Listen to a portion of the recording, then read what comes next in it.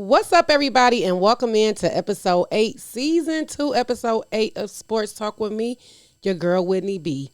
We got a lot to go over from last week's football wild card weekend and what to expect for the week coming up. So without further ado, let's get this show started.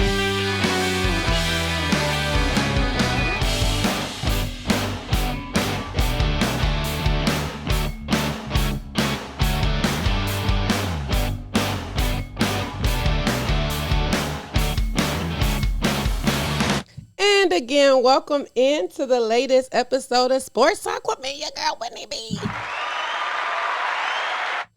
So I just want to start off by saying football, this is literally the most exciting time ever for all of us football fans out here, but it's also depressing because it means we only have a few more weeks left, and I'm really not feeling it. Like, I know we can't get football all year around simply because, it's a physical sport. Like, who's going to last that long? But, man, like, I don't know. I feel like I'm tearing up right now. Like, I have to wipe my eye for some odd reason just thinking about after the Super Bowl, or really after the draft. But for me, it's really after the Super Bowl. The draft is all fun and games, but it's only fun for next season. It doesn't do anything for me now, so I guess, you know what, let me start, because the show is going to be power packed with everything from last week's NFC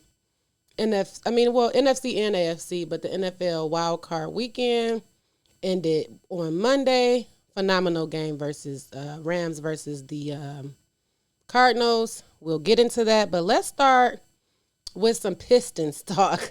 Yeah, okay, last week I believe I mentioned about the trade with Bobo from Denver. It fell through. He failed his physical with the medical staff with the Pistons. So no trade, no deal. Now, some people was a little bit, sad about it. Like, oh, he could have been our big man. We need a big man, which we do need a big man, but it won't be Bobo. Now, ironically, that trade going through or falling through put the Pistons at the one team. This is the third time a trade or something did not go through for the team. But this is the one time that it really worked in the Pistons' favor, because he needs surgery. He got to have foot surgery. So that medical staff knew what they were doing. It would have been awful. We would have got him over here for, a few days? Like, that was supposed to go through last week, so we would have got a few days, and boom. Now here goes surgery. Sad, sad, sad. We wish him the best. I don't know what other team may be maybe interested in him next season, but it won't be the Pistons. Now, I don't know why Cade Cunningham was ejected over the weekend. He did a nice reverse dunk, pointed to the Suns bench, and boom, he out of the game for the rest of the game. Now, if I recall, the king of basketball, y'all's king of basketball, some of y'all's king, LeBron James, is always out here trash talking, pointing, doing something. And you barely see him get ejected. I only seen LeBron get ejected from when he punched Isaiah Stewart in the face. And I swear they probably didn't even really want to eject him. He got a little fine and all of that, but I feel like, I don't know, maybe the NBA's hands was tied behind their back. They had to do it. But, where's the fairness? He wasn't even pointing at the player. It wasn't like that. And now you putting him out the game? Like, I don't know. The NBA is such a soft sport to me. It really used to be physical when I feel like they had the short shorts and the tube socks. Like, the longer them shorts get, the more weak the game get. Excuse me. My bad, y'all. But I don't know. I don't like that. Like, I feel like the Pistons, we really, I don't know. I don't know. They doing all right, but we need something like, and it's looking like we gonna have Jeremy Grant. We gonna miss that deadline to trade him. So I don't know. I'm really just here to watch football until the season is over, and then I guess I'll get more deep off into basketball. But at this very moment, it doesn't look like I want to watch much of the team, I guess, if I'm going to be honest. Right now, I really still like watching Golden State. Golden State is cool. Hopefully Draymond Green's injury isn't that bad. I was watching it last week. He was out for injury.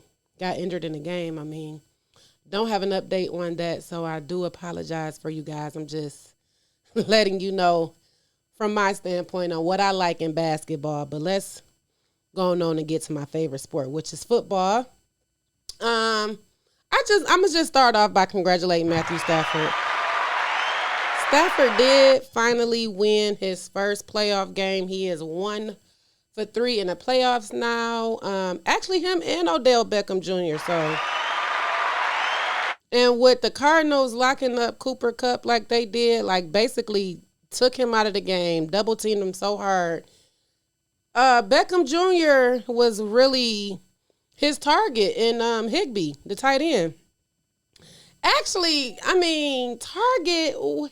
He really didn't even throw the ball. What did he throw the ball like 17 times? The running game was amazing. Really, what we saw yesterday, Monday, was Matthew Stafford. I mean, not Matthew Stafford, but Cam Akers really was a powerhouse or is a powerhouse for that run game. I'm not saying taking anything from Sony Michel, but my God. Whew, that Cam Akers, man. It's like he was finding holes. I don't even know. Like, just looking at the game as a fan, as a spectator, and to be able to come back and talk about it for the show, I'm like, my, like, we missed you. And what's crazy is he hurt himself. He was injured, I believe it was in June or July, before the season even started. Immediately, the team picked up Sony Michel, but they didn't even think he was coming back. Like, when Derrick Henry injured himself, it's like, okay, well, he'll be back for the playoffs. They didn't even know Cam Akers would be back. And, man, like, I don't know. They need him. They definitely need him. You know what? The Cam Akers that played yesterday could have been the same Cam Akers that played that game last week against the 49ers because, man, oh, man. It's like, I mean, okay, so Kyler Murray, he playing, in the playoffs. Cliff Kingsbury, a lot of this stuff was, big for everybody. Sean McVay, Matthew Stafford, on both sides of the ball. Both teams needed that win, especially this playoff win. Well, Sean McVay, he's been to the big game, with Jared Goff, but they mortgaged everything. Like, they literally have been mortgaging their future, their team's future since, I believe they went to the Super Bowl that year. I don't know. And then it was phenomenal to see the defense finally wake up. Like, I don't know if they've been waiting for the playoffs. Like, oh, we're going to the playoffs anyway. We'll wait. I'm not sure. I'm really, I don't know. But the defense, Aaron Donald, Jalen Ramsey, Von Miller, the power that they have on that line and somewhat in the secondary, it was amazing to just watch, yesterday.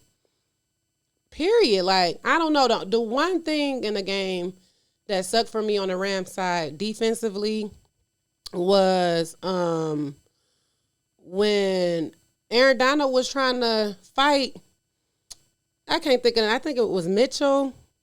Why is Aaron Donald always trying to fight? Like, it's not a game if Aaron Donald's not grabbing somebody's face mask or trying to choke them out. Like, what?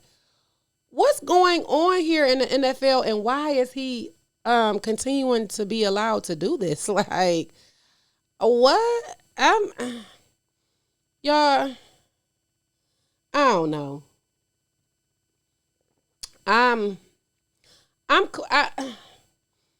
they threw the flags, unsportsmanlike conduct, blah, blah, blah. But why isn't he ejected? Like, you literally right in front of the officials, and you trying to choke this man out, hit him in the face. Or, Aaron Donald, he needs some kind of therapy for real. Y'all know, remember in the off season last year, he beat somebody up in the bar, beat him up bad. I don't know. The man got some kind of anger issues, but I do want to say Buda Baker, he got carted off. It looked horrible. I mean, my God, that hit. Oof. And Cam Akers felt so bad because it's a game. We trash talk. We do this, blah, blah, blah. He didn't know at that time after the play that Buda Baker was like down. And the team, was so upset to see him trash talk like that, which could have been very well been a taunting call. So I'm not even going to say he couldn't have got a flag for that because it seemed like they would have flagged another team or something else. It's just the NFL have been kind of soft on like taunting and stuff like that this year too. You can't talk too much junk. But furthermore,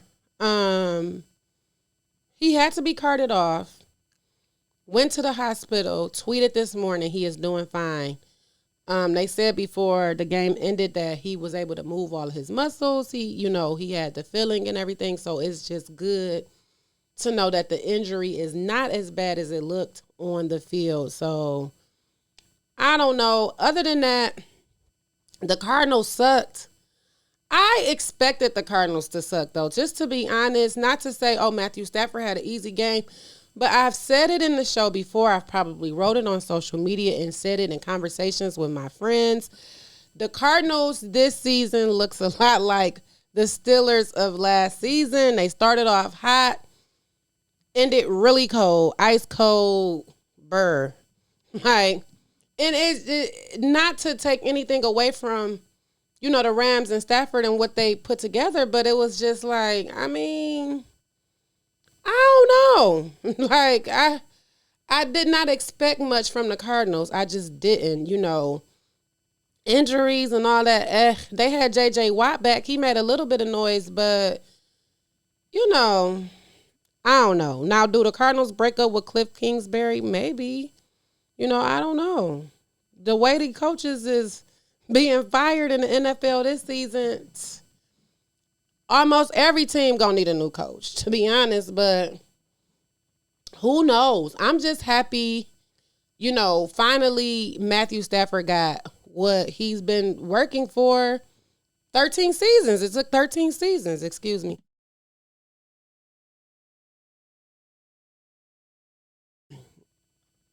Y'all know I'm still sick. Well, I'm not still sick, but the lingering effects of COVID is real. Like, I get out of breath sometimes just talking. Out of nowhere, I might just have to cough, like the dry cough or whatever they say you get. Ugh, my God. But anywho, I the dumbest play of the whole night, which really pissed me off and made me want to cut the TV off, cut the game off, was when this man didn't want to take that safety in the end zone. So you rather give the team 7 points with the point after instead of taking 2? Like, no. And I know Kyler Murray knew it was nobody to throw that ball to, so you throwing it away would have been throwing it out of bounds. That's not what he did. And I'm just trying to figure out, like, what are we doing here? Like, I don't know. Congratulations to the Rams. It's working out for them. Sean McVay is getting what he wanted. Matthew Stafford is getting what he wanted. Stafford was traded to win a division, win the playoffs, and get them to the Super Bowl. And it's looking like he's doing it. First time, like I said, in 13 seasons, division winner, playoff winner. And I'm happy. You know, I'm happy for Stafford. Not so happy for Detroit Lions. You know what I'm saying? When he was here, it wasn't good. But what it shows is that, you know, his coaching, you know, one player is not the team. It takes me back to the point I made last week about Antonio Brown when he was talking that mess about Tom Brady. Oh, he not the team. Like, no, he's a quarterback. He's a big part of the team, but he's not the whole team. And it's proven yesterday with the Rams and Matthew Stafford because Sean McVay, is it Les Snead, the general manager, they were able to do things and take Matthew Stafford to higher heights than the Lions was able to in 12 seasons. So congratulations.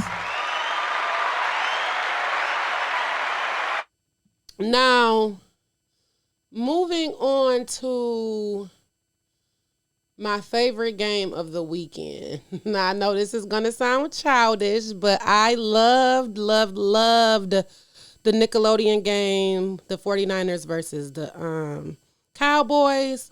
Last year, I was so entertained with the Saints and the Bears on Nickelodeon. I just couldn't wait for the game this year.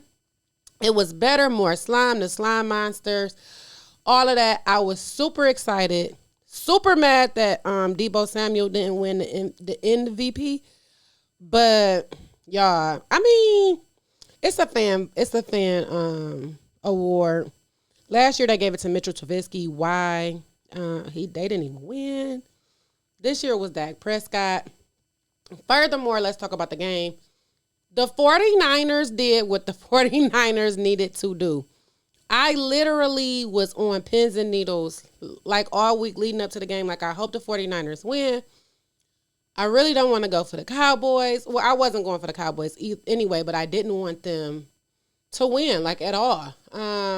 Which is sad because they're in like a 20-year, maybe over 20 years now, drought of like not being able to win these big games. And I mean, hey, it is what it is. Now, they probably going to get rid of Mike McCarthy because of that last play. If not anything, that last play, 13 seconds. Dallas was literally driving down looking like they was going to either tie the game with the touchdown or depending on how many seconds they could have gotten that end zone, one point over with the extra point kick. Y'all, 13 seconds. They've been playing the edge. I mean, the defense was covering the edge, so they wouldn't, because Dallas had no timeouts by the time they got the ball back. So they was throwing it out on the outside, getting out of bounds to stop the clock. Why this fool, whoever called the quarterback draw, Dak Prescott, he instead of him just getting first down yardage, going down, maybe they would have had a few seconds to try the end zone. He keep on running. They got to get set, spike the ball. Instead of him trying to get set the correct way, this fool going to pass the ball to the lineman, and then they going to spot the ball so they can spike it. Well, no. You still got to give it to the referee. You can't just spot the ball. Nobody's just, in that case, everybody going to spot it a yard. No, that's not how this works. So they want to blame the refs. Oh, the ref was in the way. But no, he had to do his job too. We all got a job to do. So unfortunately, they were out of time. You know, unfortunately for them, not for me. What was really not ideal about that was the fans throwing cups and drinks and stuff onto the field and, you know, throwing it at the players and the referees and stuff. Like, you know what? Now, to be honest, they need to look at that video like they was looking at the people on the Capitol when they did all of that stuff, the insurrection last year. And they need to ban these people from stadiums and stuff because that is not right. Like, you have got to have some class, excuse me. Throwing stuff that, I mean, anywhere, not just games and all of that, but that is trifling and that is dirty. Like, you don't want nobody throwing a drink on you, especially during COVID. Like, this the kind of stuff that I don't even understand what makes people think to do things like that. Like, ew. I mean, yuck. Like, because your teams lose. It was, you knew it was going to be an opportunity. It wasn't like the 49ers suck. I mean, they literally have Debo Samuel. He can play all positions, running back, wide receiver, hell, tight end too. So, I mean, I don't know. And then Trayvon Diggs have been such a staple on the team all year, getting the interceptions and stuff like that. I don't even know if he played. It was so quiet. They had a few, catches to Coop.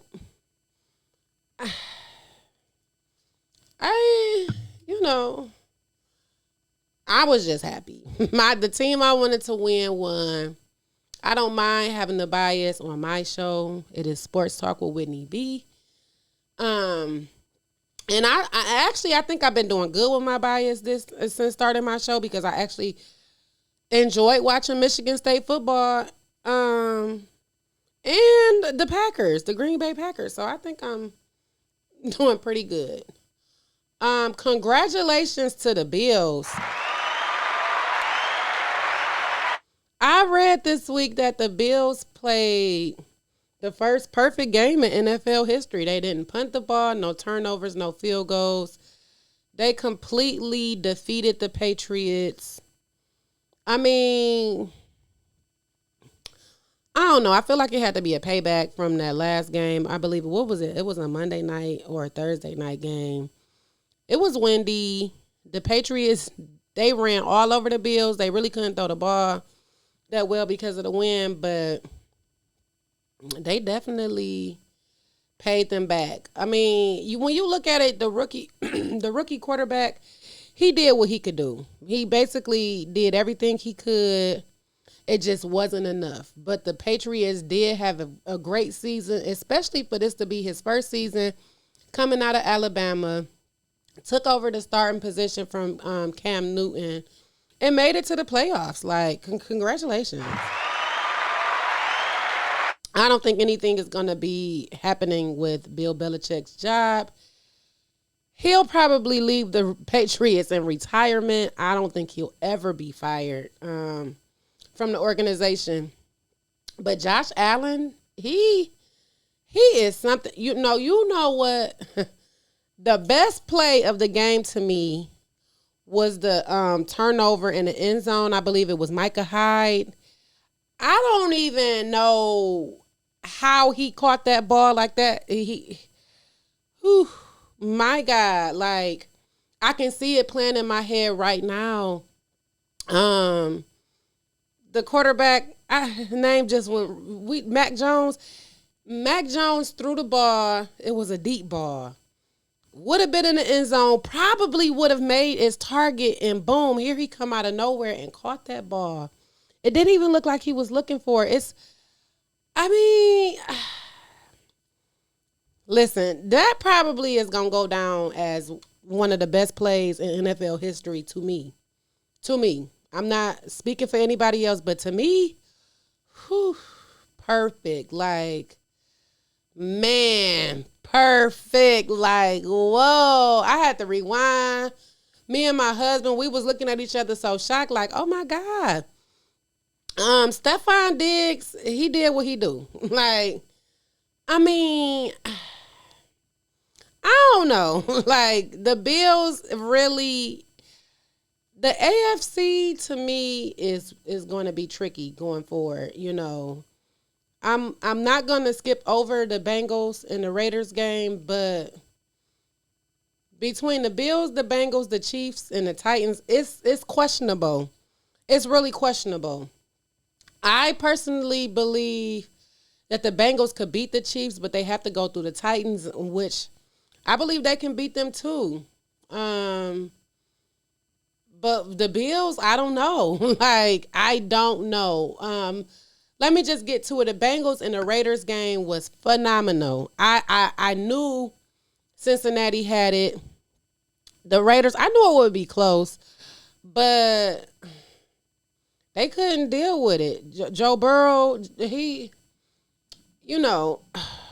I think he has something to prove over there, really, and taking the team to the playoffs, winning their first playoff game, and how long it it's got to be a great feeling for not only Joe Burrow but the whole team. But man, oh man, like that game was amazing, and everybody want to talk about the questionable touchdown pass with the whistle and all of that. Like, yeah, in real time, it was a touchdown. You know what I'm saying? We can watch the playback and all of that, but what we got to realize is that they're playing on the field in real time. We're watching in real time. So whatever happens, it's up to the officiating staff and, the people on the field to be able to, catch that. How many times, let's take away that play, the whistle or whatever. How many times do we watch the game and the referees are blowing a whistle to blow a play dead and they're still playing because they don't hear the whistle? You know what I'm saying? Like, so I don't personally feel like, oh, they cheated for them or it was whatever. I mean, it was kind of same time. It was like whistle pass, same time. It wasn't like, oh, he blew the whistle and then 2 seconds later here go a touchdown. It was kind of simultaneous, from what I saw. So I think the Bengals are really a team to watch. The Chiefs are good. They started off horrible, but I think that I think that the Bengals could definitely beat the Chiefs. I do. Do I think the Bills could beat the Chiefs? Yes, I do. And to me right now, it's looking like the AFC is going to be a lot harder to go through than the NFC. The Bucks game with the Eagles, I mean, was it really a game or was it practice for the Eagles? I mean, I don't know. That game and the Chiefs game versus the Steelers, it's like, what did we expect? Now, I did expect a little bit more from the Eagles than I did from the Steelers. They seem to stick with the run game, which wasn't really working for them too much. But, hey, I mean, they lost. They lost. The Steelers lost to, Big Ben is a wrap. But to be honest, I don't even think the Steelers thought they were going to win, or at least the quarterback didn't. Last week he was talking about out of the 14 teams, we number 14. We're going to go out there and have some fun. So hopefully they have fun. And this is just it for them. But next week, you got the Rams at the Bucks, the 49ers at the Packers, the Bengals at the Titans, the Bills at the Chiefs. I think, again, the AFC is going to be harder. I don't know. If I had to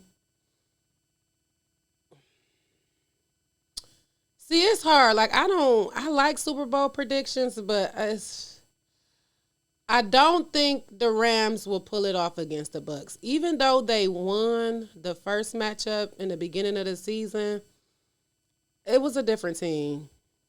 The Bucks is a different team now, again, anyway, without AB. But one thing Tom Brady can do is figure it out, especially in the playoffs, especially when his back's against the wall. Yes, Matthew Stafford did win that game, so he's going to be on a high. And I feel like he feels that he has a lot to prove. And they probably feel like, oh, well, we already beat the Bucks. But that's going to be a hard game. It's going to be a fun game, and it's in Florida. So, I don't know. One thing I can say, I don't know if them Rams the fans travel either, because even Kelly Stafford said it. The SoFi Stadium is like an away team all the time. I mean, I went to the Lions game, and it seemed that we were more hype in the stands and in SoFi than the Rams fans. And the 49ers game seemed to be loud. It just seems like, and I feel like maybe it's because this stadium is new. People want to travel to see it, get the experience. Beautiful stadium. Hated the food. But it's going to be hard. It's going to be hard for Matthew Stafford at that game. The 49ers beating the Packers, I don't think so. Both games could go either way. I think it would be funty if the NFC title game would be between the Rams and the 49ers. Again, we see, who gonna take it? The 49ers won both this week. I mean, this season could be number 3, but honestly, I think it's gonna be the Bucks and the Packers again for the NFC championship. And to be honest, I feel like Aaron Rodgers just might go all the way. I'm gonna throw that out there. This might be the year Aaron Rodgers takes his team back to the Super Bowl. It's just been a lot. It's been a lot for Aaron. I think he got a lot more to prove this season, and he's proved it. He's done well. He's definitely proven himself. I don't see either the Bucks or the Packers, but I think it might be the Packers in this one. When it comes to the AFC, y'all, if I had to just say this weekend's game, I definitely think the Bengals can beat the Titans. Even with Derrick Henry coming back, running all over them, I might think that they're going to have an answer for Derrick Henry. It's just, the man is so big and powerful. It's like he drags the people with him down the field. So that just may be a factor in the game. When it comes to the Bills and the Chiefs, I'm definitely saying I think the Bills will take this one home. I think Josh Allen is coming for that payback. Not only that, but they just seem more focused to me. They just seem more hungry for it. I'm not really convinced with the Chiefs. I'm not. But good luck for next season. I don't know. And if the Bills play like they played last week against the Patriots, we'll see. But I don't think the Chiefs is going to make it. Coming out of the AFC, I think it'll be either the Bengals or the Bills. I do. If I had to put my prediction on it today, guys, I think it'll be Packers versus Bills. I'm looking up at my board right now. I'm just really looking at the matchups and everything. And if I had to put a Super Bowl prediction in right now, I think it would be Packers versus Bills. AFC Championship game will be Bengals versus Bills. Bengals. I'm sorry if I'm saying it wrong. Versus Bills. And I think the Bills will come out with it. But it could be the Bengals. It's either going to be Packers versus Bengals or Bills versus Packers. And I think that's about as good as I can get. Like, I'm for real. And I wouldn't even be mad if the Rams beat the Bucks, but they won't beat the Packers. So, or the 49ers. In my opinion, it hasn't worked through the season. I love Matthew Stafford. I wish him well. He's not such a choke artist to people anymore. Still a turnover machine. But it's Matthew Stafford. This is what he did in Detroit. Choked and turned the ball over. He always had good stats. People always, what do they say? Empty stats. Like, it's just, he had the stats, it just didn't take him anywhere. And to me, that's the season he has. Even though he played in the hardest division in football, it's still like mid to me, I'm not gonna change my opinion on Matthew Stafford at all. But I'm happy for him. I am. But I don't. If they did beat the Bucks, I definitely don't think they'll beat the 49ers or the Packers to get to the big game. But congratulations for getting this far, Matthew. So, y'all, that is the show for today.